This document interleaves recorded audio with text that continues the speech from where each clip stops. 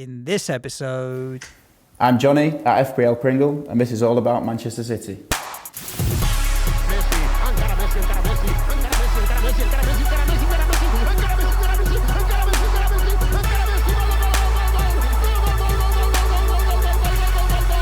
The Fantasy Football Show.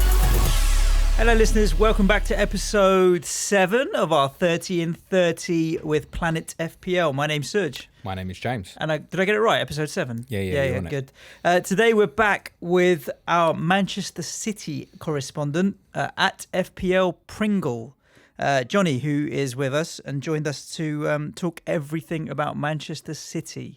Quite possibly the biggest pain in the arse side in the league, I think. Not just because they win everything, but because of the rotation that we have to put up with. He's overrated. It's not that bad. It's not. That's really one thing we're not. going to talk about. I honestly agree with you. I don't think it's not that bad at all. But Johnny, how are you, mate? Yeah, good, thanks, guys. How are you? Yeah, really good. Thanks so much for joining us. So No Johnny worries. was a guest appearance via video at the FPL live show as well, and that went down really well. I don't know if you got a chance to watch the video back or if you've heard the audio at all, Johnny. I listened to the podcast back. Yeah, did you catch the bit where James went into how Watford could defensively nullify Manchester City and how they need to set up just before you spanked them 6-0? Yeah, it was a bit pointless that in the end, wasn't it? He had a fucking try, bollocks. Cup finals shouldn't be that easy, but honestly, when City are on that kind of form, that you just can't touch them really. Tell us about the final, Johnny, because we were half cut by the time it kicked off. So we don't. Half? Well, I'm Three guessing. quarters. I'm guessing you absolutely battered them, mate. Was 6-0 about right? Yeah, probably towards the end of the second half. I mean, it took a while. It took, 20, 25 minutes? I mean, I was pretty drunk as myself as well. But, yeah, as soon as the first goal came and we just started to dominate. Pereira had a good chance at 0-0, didn't he? Yeah, that's the thing, is they had their sort of big chance, and it might have been different if that had gone in. But then, we just did our thing and started to control the game. And at 2-0, it was difficult to see Watford coming back from that. And we just basically tore them open on the counter in the second half. Yeah. It was a good way to end the season for what ultimately was a really successful season for you guys. I watched your chairman's interview with, was it for Man City TV or whoever, and 3+1 as he calls it, 3 domestic trophies, and then they count the Charity Shield as a +1 rather than a trophy. Is it a treble or a quadruple, Johnny? Come on. I'll call it a treble. Yeah. I don't really count it. I mean, yeah. 3+1. I took the piss out of my United mates when they were calling their 2017 treble a treble. That included Community Shield, so I don't think we can count it. No, there you go. At least your fair's fair. Yeah, there was lots of tweets like first ever domestic treble, formidable. What? That makes sense. Yeah, you don't. Yeah, I don't really know why City tried to do that. No. You just came back on you a little bit, mate. And that's not to take anything away from that incredible achievement, mate. Of course. Not only did your team do the honours, you also picked up your own title in the winner of the FPL Correspondents League last year. So tell everybody how you finished overall, for those that didn't see the live show, how you finished overall and how your season was last year. So just outside 20,000, I think it was about 20,300 for finished, which I was quite pleased with. Was initially aiming for top 10k, but towards the end of the season it became apparent that wasn't going to happen. So I was just pleased to finish so high. I mean, I've sort of become, I can't really nail the top 10k, but I've never been outside the top 50, so I just always between the top 50 and 10k, and I can't seem to crack it. Yeah, Johnny, looking at your history, mate, you know what you're fucking doing, don't you? Last 5 years, all inside the top 50k. Highest looks like was 10,894 in 15-16. And remarkably, last season as well, other than the first week, you were always inside the top 100k, and you only dropped outside the top 50k for 3 game weeks. Consistent, mate.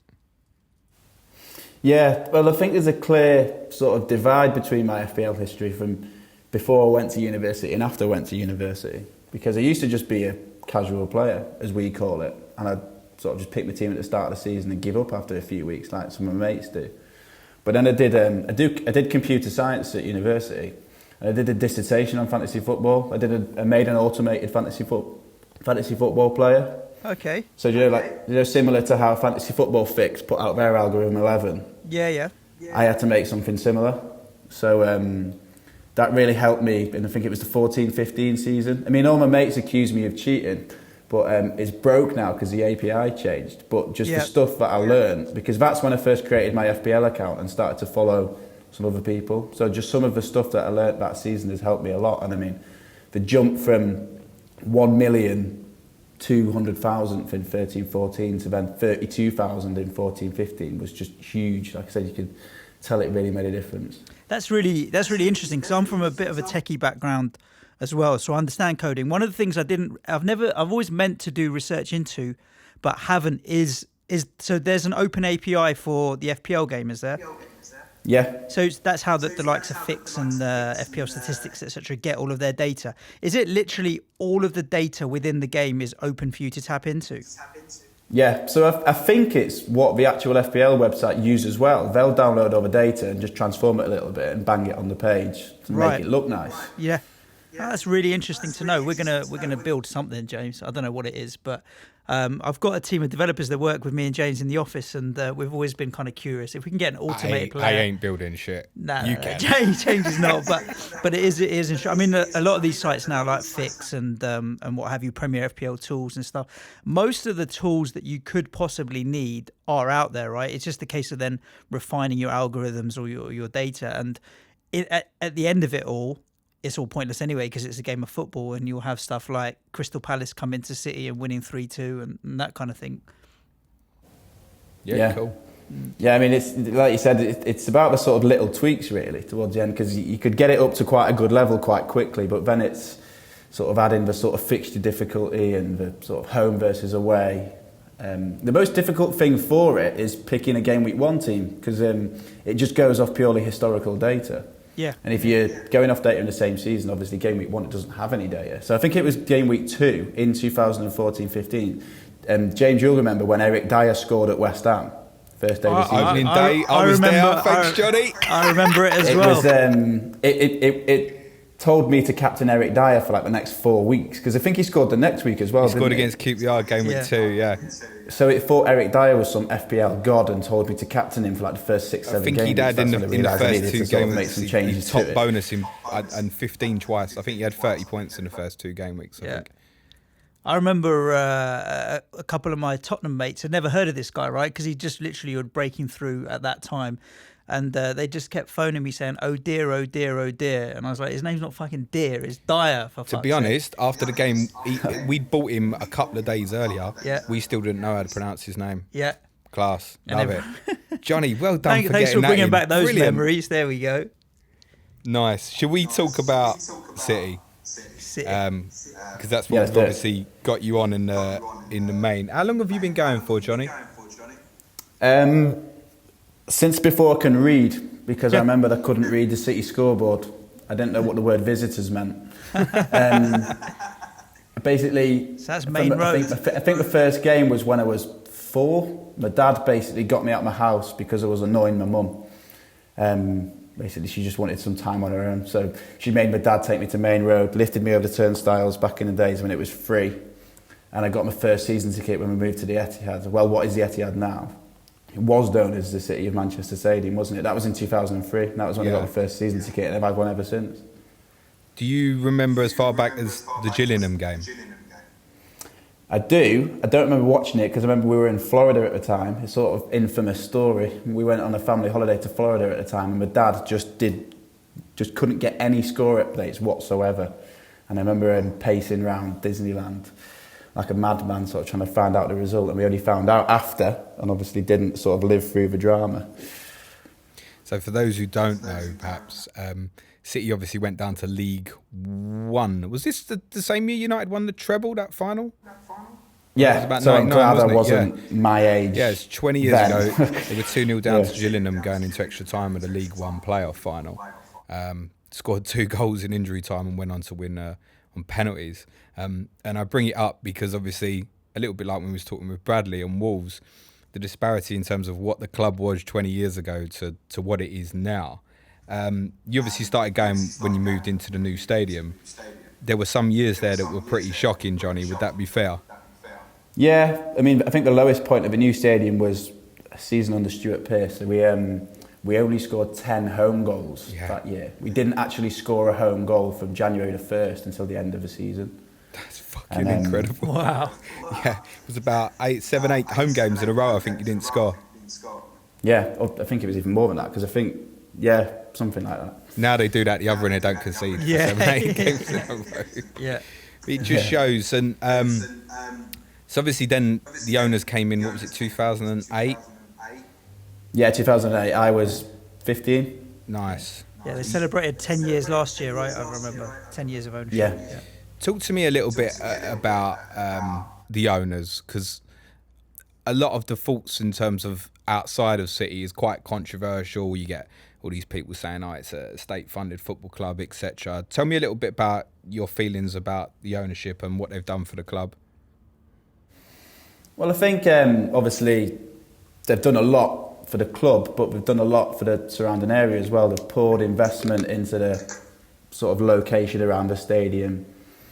They've obviously opened this huge campus for us, but they've opened schools, they've opened colleges, they've put opened up loads of job opportunities for people in Manchester. So from where we're concerned, it's very good. I mean, I understand the complaints from other people. I mean, the complaints have increased recently, which I think has been to do with our success. I think a lot of City fans' gripes recently are that people are only starting to complain about our owners. Now we've sort of become this force in not just English football, but world football. But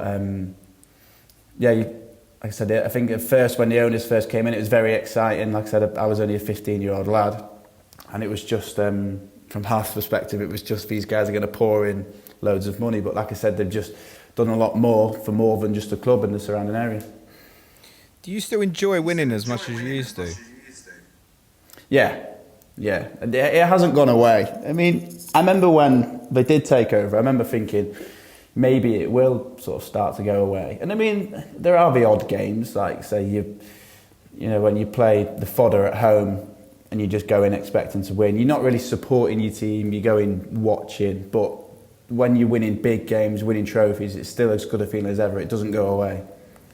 It's really interesting. Go on, Scott. Sorry. I was just going to talk about the ownership. It is kind of interesting about how there are different perspectives and different kind of opinions on it, because it's not just the money that's an issue. It's not just the money that they've brought to the club. I think the model that you look at when you look at City as a role model, and you are comparing Wolves to them, it's about the top to bottom infrastructure that they look at, from the youth system to the training pitches to the local area to just the culture of the club. There's plenty of people we know with money who still have shit taste, right?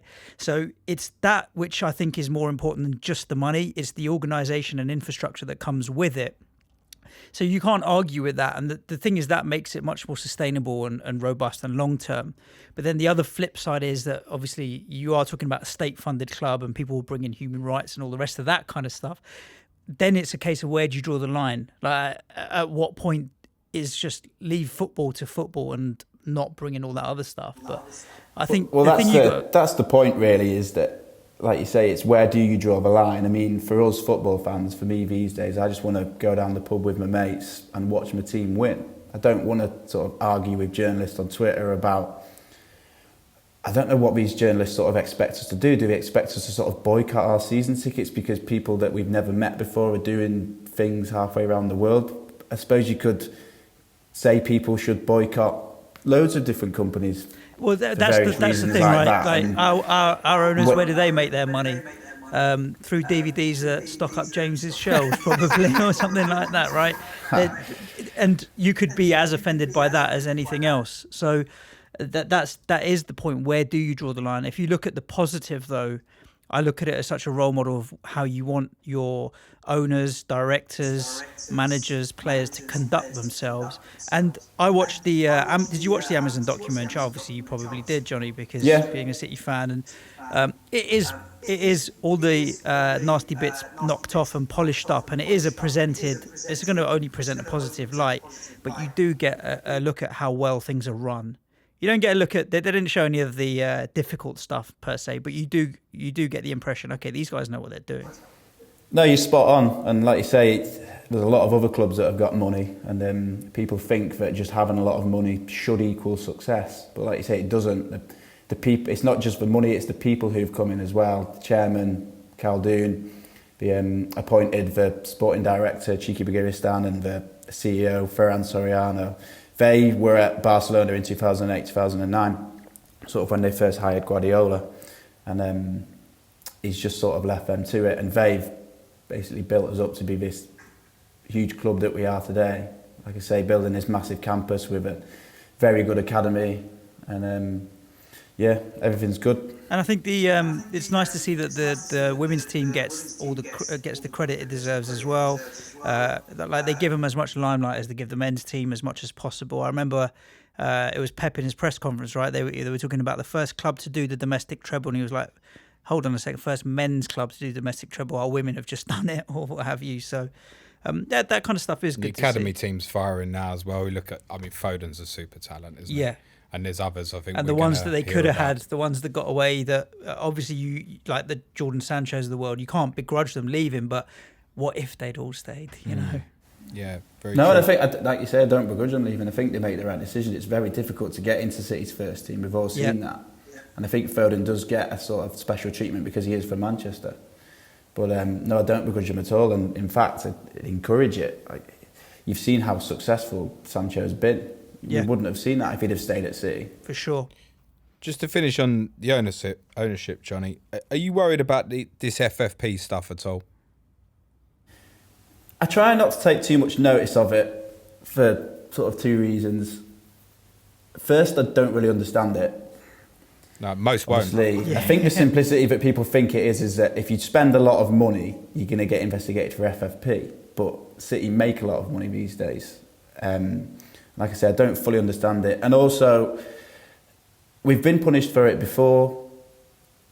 If we were to be punished again, and I think the ultimate punishment would be to be ejected from the Champions League, I don't know. I know it sounds mad, but I don't think it'd be that bad of a thing if we were to get sort of ejected from the Champions League. I know it sounds crazy, but it'd sort of be suicide for the rest of the English clubs for a season, wouldn't it? Yeah, I mean, how do you feel about the Champions League? Because I went to the quarterfinal at your place. They're still booing the anthem at the start. Where does that come from? It's another sort of touchy topic amongst City fans. It goes back...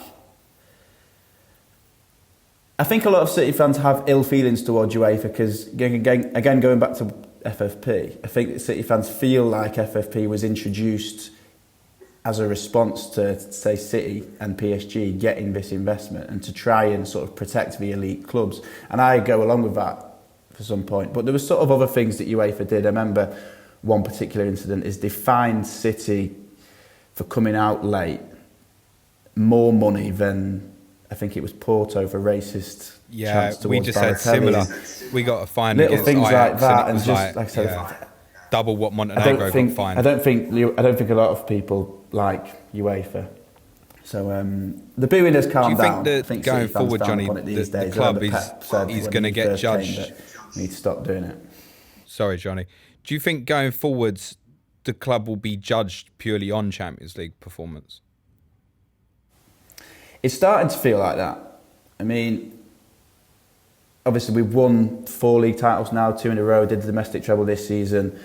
We do need a Champions League. I don't think we'll be judged purely on Champions League because I think people do underestimate how difficult it was to do what we did this year.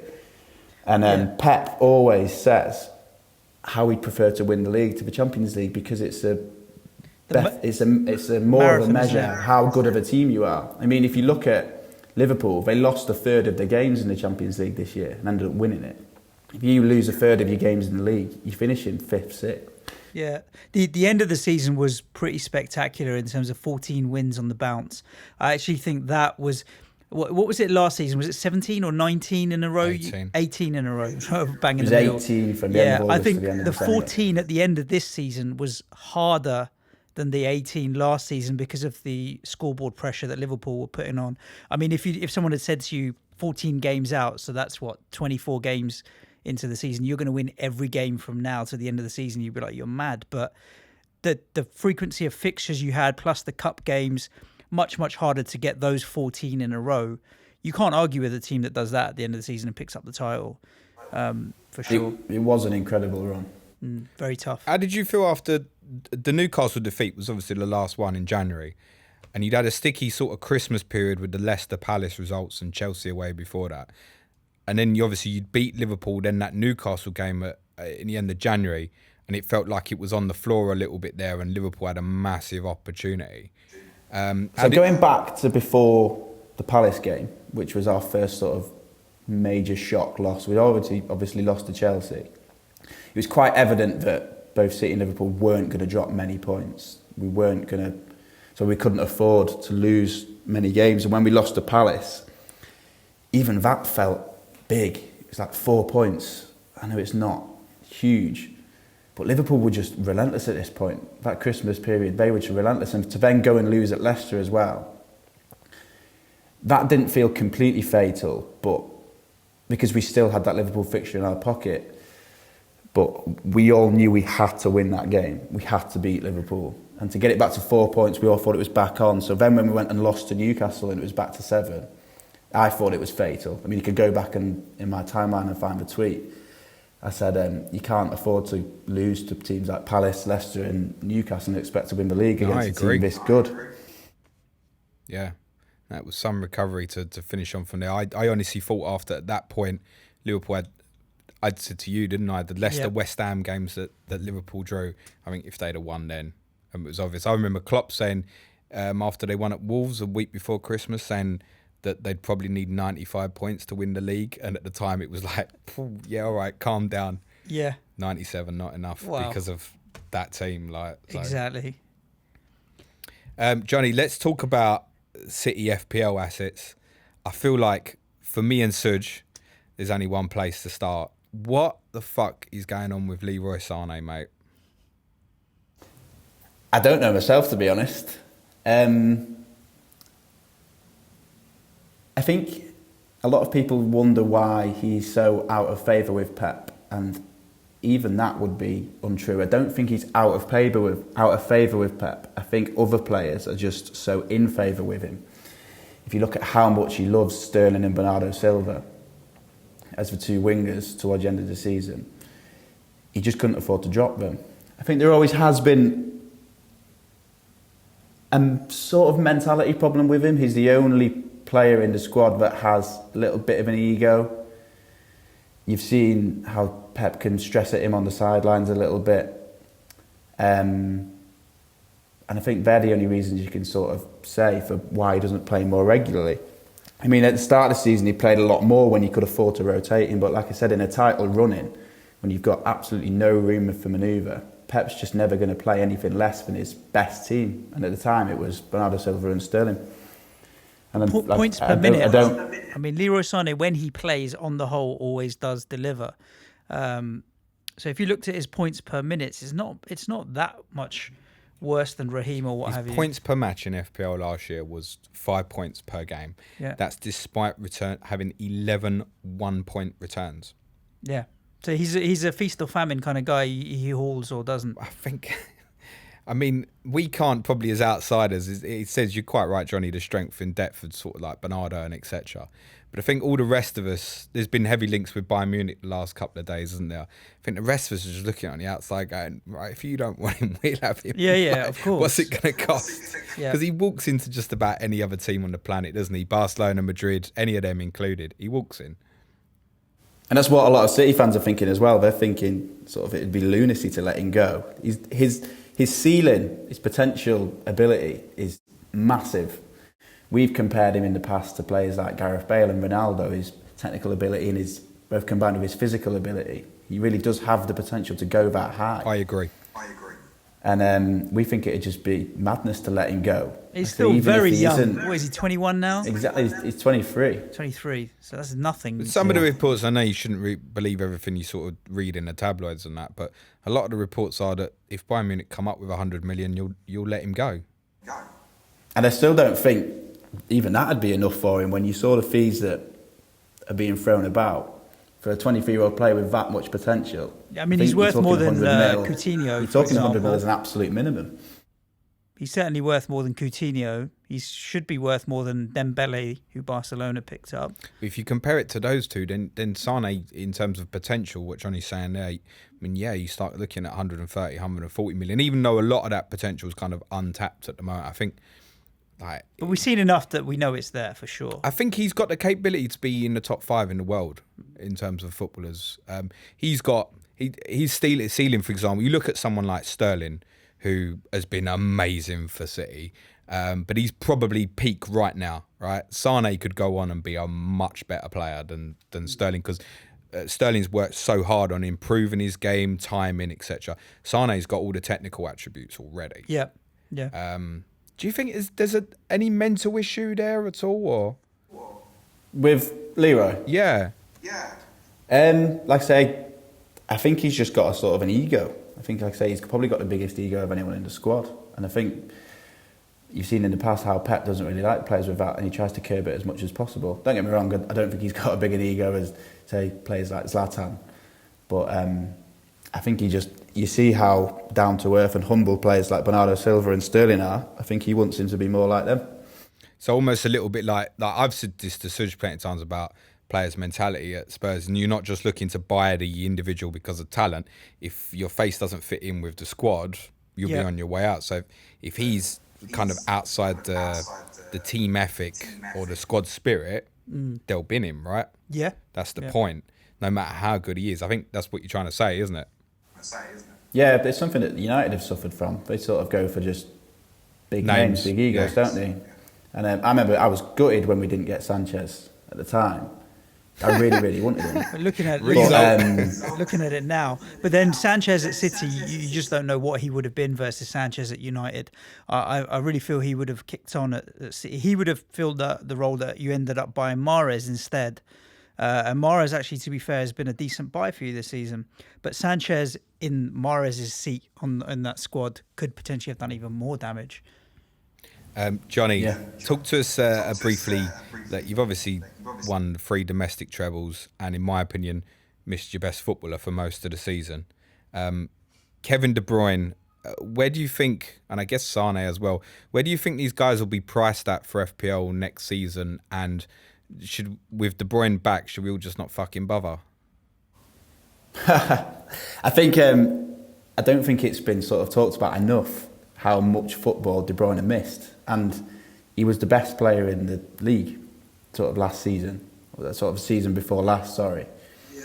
When he got that knee injury, I thought, how are we going to do this? Because he's just so good at changing games. You've seen them killer passes and crosses, and we play so many teams who just defend deep against us. I just thought we're just going to come up unstuck. His direct running, I think his direct running doesn't get enough credit as well. Like, he picks the ball up, he's just straight for goal. He's got pace as well. You know my thing. I think he's the best midfielder on the planet. Yeah. I don't think there's anything he can't do. Yeah. In terms of all-round, his capability, even his defensive work, tackling's improved no end. He can drive with the ball. He was quite cheap at 9.5 million, and because of the amount of football he missed, you can't see him going up in price. Well, I can't mention like him and Sane, because obviously if they're starting on, you're trying to find the value in City, right? I think Sterling's going to be at least the same again. Aguero's price went up a million during the course of the season. We were a bit surprised. Well, I remember at the start of last season, people were like, why is Sterling so expensive? Well, we all thought Sane was value at 9. Yeah, and he wasn't. And Sterling was cheap at 11 or 11 and a half. If Sane's 9 again and suddenly he's back in the team every week, you've got to get him, haven't you? Yeah, and my feeling towards premium assets, including City, is next season just to set and forget and ride it out. I struggled a bit with Mane this year, where I held him for the wrong bits. And there are 2 City assets for me that are very easy to set and forget, Raheem being one and Laporte being the other, the double game week king. And if it means that I just own those 2 for the entire season, barring injury, don't swap them out, it may end up being just get those 2 and then play around with the rest of the squad. Where do you think you're priced at, Johnny? I think you're right. I think that's what a lot of people did towards the end of the season, was they just set and forget Aguero, Sterling, Laporte. I think you're right about Sane and De Bruyne. I don't think they could really justify putting them up just because of how little football they both played. I agree Sterling and Aguero could go up a little bit, but I don't think there's a lot of room to put them up. I mean, I don't think you could justify putting either of them up to sort of 13. No, I You think maybe Aguero justify back up getting to turned 12, I think. Do you think so? Yeah. He went up from 11 to 12 during the course of the season. It was quite well owned at the end. That's going to have an impact. I think he would be a bad choice next season because I think Jesus will get more minutes. Like, it was one of my questions that I was thinking about. What do you see Aguero coming out of favour a little bit now, or his minutes being managed a lot more, and Jesus coming in? Because at that point, the shootout for me is, okay, so Kane's in his own price bracket, but it's Aguero or Aubameyang for me. And if Aubameyang's $1 million cheaper and playing more minutes, then Aubameyang's a no-brainer versus Aguero when you can pick up Sterling instead. Yes, the reliability of Aguero and that captaincy, though, particularly in the home games. Right, the problem is you get scared with City that they're not going to play. That's the only thing that ever stops you. And the whole rotation idea is never as bad as it feels. I mean, that the team that finished kind of the last 8-10 game weeks was pretty settled. Yeah. I think I would see Sterling at 11.5 or 12 again. I think Aguero 11.5 or 12. I think Sane and De Bruyne are the real watch ones during the summer because they could be such value next season. And Laporte 6.5. Yeah, I think it'll be expensive. Johnny, just one I did want to mention with you. What do you think Zinchenko? Yeah, that's the one I was going to mention as well. Could be the 'cause he might value be a one, sort of couldn't he? sneaky shout. He was a midfielder last season, Yeah. but playing left back, I'm almost certain he'll get converted to be a defender, and he'll probably be first choice left back. I'm probably 5.5, I'm thinking. I was going to say, I can't Maybe see him 5. being more than 5.5. I can't see him being 5 just because he's I don't City. think Yeah. any City defenders can be 5 anymore. But Yeah, he's good on the ball, so I wouldn't be surprised if he got a few assists as well. in terms of what's next for City, I take it defensively is the priority, is it? With obviously companies going to call it quits and stuff. You'd say Otamendi's nearing the end of his career now as well. Has he got any confidence is not the right word, but he's shown reluctance with John Stones in the last season. Any thoughts on that, John? Again, I think it's more because of the form of other players. You saw how good Company was at the end of the season, and just how influential Company is in big games. He just always seemed to bring them in, and you saw how reliable Laporte was. But I think he also benefited from just being the only left-footed centre-back. He nailed down that absolute spot, and it was sort of Stones, Company, and maybe Otamendi for the other three. And Stones never really got a run in the team. I expect Stones to get a big run in the team now Company has left.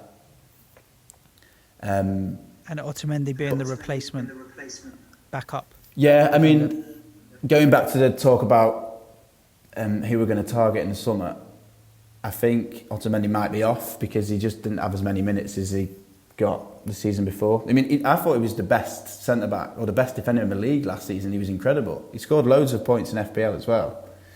But all of a sudden he just fell totally out of favour. And again, not for any fault of his own. I think it was just that Pep prefers Laporte and Company or Stones. I think he might be off and Company might be off.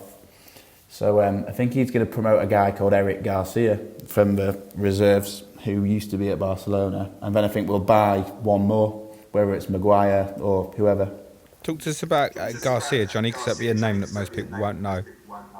Yeah, Eric Garcia, he's from Barcelona's academy. He played a few cup games for us this year, and he's sort of a stereotypical Guardiola defender, just very, very good on the ball, very tidy. Don't get me wrong, he didn't play a load of minutes, but he played against Burton and he played in the cup games, and he just looked very assured, and I think Guardiola will promote him. Is he left, I think he'll probably be left or right centre-back. side? Right-sided. Right side. So he would probably be natural backup for Stones, you think, maybe, and then go and buy another left footer? Yeah. And you're going to need to be in the market soon to replace Fernandinho. I've said it on the podcast a million times. Just get your checkbook out and buy Declan Rice because I think he's the best replacement you could find out that. Why are you trying to flog your own player, mate? It They doesn't got make money, sense. mate. They got money. If anyone's come in, I don't mind City because they got the but biggest checkbook. Yeah, but they can come and buy him with one of those novelty they're checks. trying to that be make calm charity with how they're donations with. spending it now. They don't want to get all this scrutiny anymore, mate. True. But he's cheap. He's only 80 million. Fuck off. He went up by 20 from the end of the season so Yeah, far, of and course, he's mate, going up yeah. by 2 million a day. But it's a genuine point. Like, you do need to think about replacing Fernandinho. Yeah, I think that's the priority, and I think it was last season. We tried to sign Jorginho, didn't we? But Yeah, Chelsea yeah, beat, of course. beat us to him. Yeah, he's 34. I mean, he's been incredible. I think this is probably being biased, but I think he's the best defensive midfielder in the world. I get really worked up when people sort of rate Kante so highly and just ignore Fernandinho, because Fernandinho's got it all for a defensive midfielder. I think he's And it's going to be understated. really tough to replace him. He does the dirty, the dark arts. He's really good as well, Fernandinho. Exactly. In terms of like when that sort of Christmas period and a little bit either side where you did have some problems on the counter attack. The thing with Fernandinho is like he'll just take the foul straight away. He doesn't care. He's very subtle. It will just be little pulls or little pushes. He goes through most games and you get to the hour point and you think, how the fuck has he not been got a booked yellow yet? card. But he's very good at it, and on the ball, absolutely terrific. I think in terms of his technical quality, he's very underrated. And City did really well, we said a few times on the pod, to manage that end period where he was in and out the side and fitness was an issue. For sure. I think that's probably a more important buy for City than another centre-half, I would have said. Because if Stone's on the Port's first choice, that's definitely. fine. Yeah, for sure. Look, I'm conscious of time as well. We can't keep you all day, although I feel like we could just chat We could. all day. FPL tips. Do you have any kind of strategies or kind of tactics around playing FPL, whether it be in terms of value or captain picks, that have served you well, that you think you'd like to share with the community or might benefit others? I don't think I'd do anything different to... I don't think I'd do anything out of the ordinary to what the other players do. I mean, I follow a lot of people on Twitter and sort of see who they're transferring in and consider them. I suppose one little thing I'd do is, whenever I'm picking a captain, what I'll do is at the end of the game week, I'll set my captain for the next week. And if I'm struggling to pick it, I'll just keep it the same. Because I always feel like you've got the form of the last game week in your head when you picked him. Your first instinct. Whereas towards the start of the game week, you sort of got more of the fixtures in your head. Yeah. But that's the only. And to be honest, I don't think that really worked for me because my captain shouts were shocking last year. So maybe that's one thing I need Imagine to where change. you'd have been if you'd nailed your captain. When we It's took just on the so live show- frustrating because your captain it can just lift your game week to be the 80s. That can give you a massive green arrow, or it can rescue you from when you're having a shocker. The guy that won it, he hit it 31 out of 38 game weeks last season, which is 6-7 game weeks more than the likes of James. I think I was on 22, you were on 25, something like that. So yeah, that captain choice is a real key part of it. Well, we know. I mean, I don't think my sort of ratio was that low last year because I think there was a lot of captaincies where I sort of captained Aguero and say he got one goal. But I remember I went and had a look. Sorry for another West Ham dig, Sudge. But when you lost 2-0 to Chelsea and Hazard scored twice, I can't remember what the game week that was. I had the armband on Hazard, so I'll take it. I can't remember what game week that was. It was pretty late in the 35 or season. something like that. It would have been about that was the 33. highest captain return I had since Aguero against Huddersfield in game week 2. Wow. I was thinking that's really bad to go that long without getting someone who got without getting a sort of 15-16 point captain. Yeah, I had Mane got me a 30-point return the game week that Salah also got a 30-point return, so it didn't make a difference. And I had a couple of decent 24-point hauls from Kane and another throughout the season, but it wasn't as many as you'd like, but by any stretch. No. I suppose another tip I've got is sort of, like you guys encourage, is just save your chips. Just no matter how much you're tempted, just save them for the double game weeks. I mean, all my mates play them early and they're wondering about how I'm running away with it. It's just, no matter how much you want to play them, if you're struggling for players one week, just save them until the double game weeks and just plan properly. Yeah, I think it comes down to information. I mean, we saw certain people really had benefits of sort of going with single fixtures early in the season. But it was loads, for example, with the captain Aguero against Newcastle. Game week I think 2. it was game week 4 maybe last season, just because of the Aguero's historical performances against Newcastle. Yeah. The benefit of waiting is the information that unfolds further into the season. I mean, we've just seen announced this morning / last night. It won't be by the time this comes out, but Liverpool potentially going to have a blank in December, right? That's going to open up potentially a double game week in maybe January or something. So, Johnny, before you go, I have to ask, because Suj said you have to ask Johnny. Did I? Yeah. I think he's about to make something up. Nah. Go on. VAR, mate. I'm not a fan. We've got it next season. What's your thoughts? I like it, and I think it should stay. Obviously, we were on the receiving end of it quite badly against Spurs. I mean, everyone's argument against it was for that very reason. They always said there's going to be a goal one day that'll be overturned, and all them celebrations will be wasted, and we were the first team to properly suffer from it. It was probably like the most devastating moment as a football supporter so far. I mean, we talked about the Aguero goal, wasn't it? Like, how many times sort of we've had bad moments with City. We've seen them being relegated. We've seen them in Division 2. But that was probably the most gut-wrenching moment, to have that taken away from you, because the whole stadium just thought we'd done it. The whole stadium thought we'd won. No, I mean, I was obviously on the right side of it that night. And even I remember, I'd said this on the pod we did afterwards, I was like, imagine going through that fucking hell last minute. You're going to go mental, aren't you? I said at the time, in terms of the way you would have celebrated the goal, it was probably only second to the Aguero against QPR moment, in terms of how mental you would go in that moment in a Champions League quarter-final last kick of the game.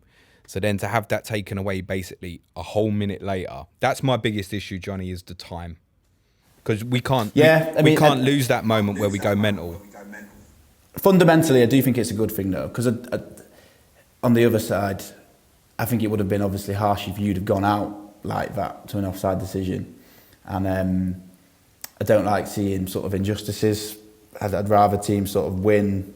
You want the right result, right? You want to get the right result. Yeah, exactly. You want the right result. And again, I'm probably biased because of City, because we get more penalty shouts and spend more time around the goals than other teams. So we're going to benefit it more than other people. And he's right, by the way. He makes a very key point. A lot of the clubs who support the lesser lights in the league think that this with VAR is going to help them. I don't think it will. When I think you'll find 20% possession, it ain't going to help you. It's going to benefit the bigger clubs even Other than more, I can see Otamendi giving away a few more penalties. He's a bit. He's on his bike. Yeah, interesting. That's it, I think. Johnny, pleasure, mate. Yeah, it's really nice to catch up with you. Thanks again for the City-related content that you've been providing for Planet FPL readers, listeners, watchers, whatever they may be, throughout the season. We're looking forward to having more next season. And I'll be taking that title on the Correspondents League off your hands at the end of next season. Yeah, of course you will. In my dreams. One tip for listeners who are looking to find Johnny, obviously, is at FPL Pringle. Don't ask Johnny what he thinks the team will be, because he can't read Guardiola's mind. He'd just be guessing like the rest of us. Yeah, I think every time... This is the thing, because I felt bad last year because I didn't write... Well, I only wrote one article right at the start of the season. It was sort of relying on sort of the interaction with the community, but I very quickly realised all it was do you think X will play, do you think Y will play? And it's just like, I don't know. And about the conversation we've just had recently, there's only, because all the City players are so expensive, you only want the very, very reliable picks. And it's your Sterling, your Aguero, your Laporte. After that, I can't really say definitely go in on him. So from a City perspective, it is quite difficult to advise on FPL. Of course, and everyone knows the City players, whereas the lesser clubs, the Wolves, the Watfords, you don't see week in, week out on telly or what have you. I say they're lesser, but you know what I mean? They're not on telly as much, so that's where we're looking for kind of more information from the correspondents. But it's all essential, it all helps.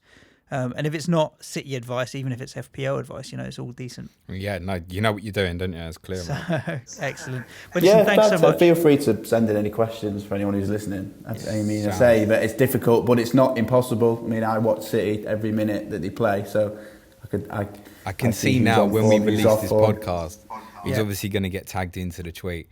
Johnny, do you think Sane will still be there game week 1? Do you think Yeah. Sane will start? Who do you think's playing at centre back with Laporte? I can see it already. We should, anyone that asks that, we should just block them on Twitter for 24 hours. Nah, wind him up. Brilliant. Listen, thanks so much. It's clear that you've got a lot of love for your club and watching them week in, week out. And we'll definitely be doing this again over the course of the season, getting the correspondents back on and stuff. So I'm really looking forward to next time we get to do this.